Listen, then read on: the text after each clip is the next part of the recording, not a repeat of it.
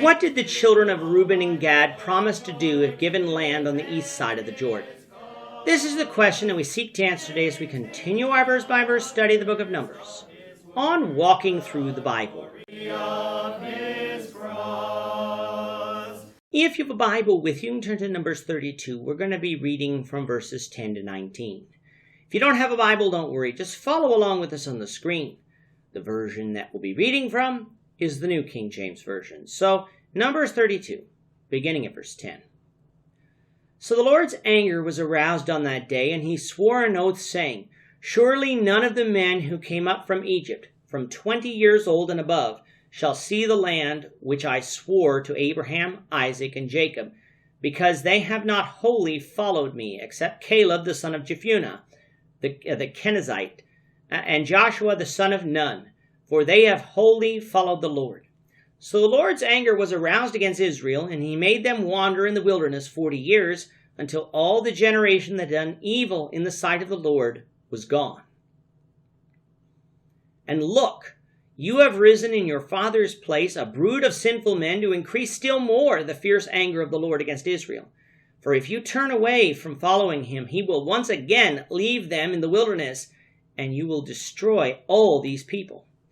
Then they came near to him and said, We will build sheepfolds here for our livestock and cities for our little ones, but we ourselves will be armed, ready to go before the children of Israel until we have brought them to their place.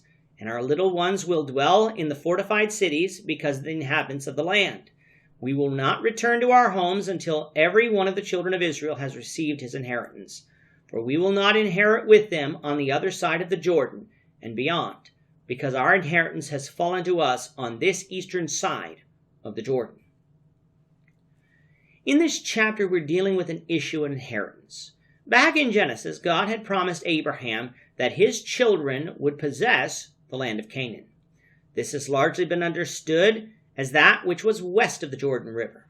However, on Israel's way to the east of Jericho, they conquered the land of the Amorites, as far north as the eastern side of what would be the Sea of Galilee. These victories were ordained by God, as evidenced by the fact that Israel defeated these enemies. Having possession of these lands, the tribe of Reuben and Gad saw how good the land was for pasturing sheep, especially in the plains of Gilead. So they asked Moses if they could possess the land on the east side of the Jordan instead of crossing over and possessing land on the west side. Moses initially thought that Reuben and Gad were trying to weasel their way out of helping the rest of Israel conquer Canaan, which would thus discourage the nation as a whole, so he decided to give these tribes a little history lesson.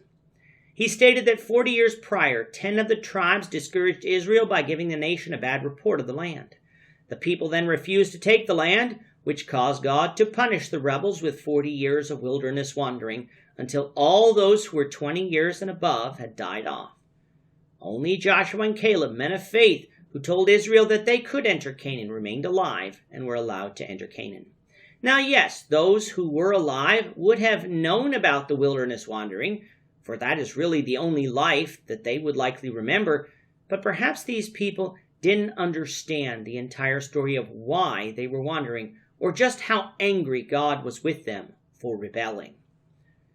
And now, with them having taken their father's place, it looked as if history was going to repeat itself. Reuben and Gad would discourage Israel. Israel would decide not to take Canaan, and once again, God would punish this people in the wilderness. Obviously, Moses did not want that to happen, for he was about to die, and he didn't want Israel's next leader, Joshua, to have to lead this people through another period of wandering. Having heard Moses' response, Reuben and Gad revealed to Moses their full intentions.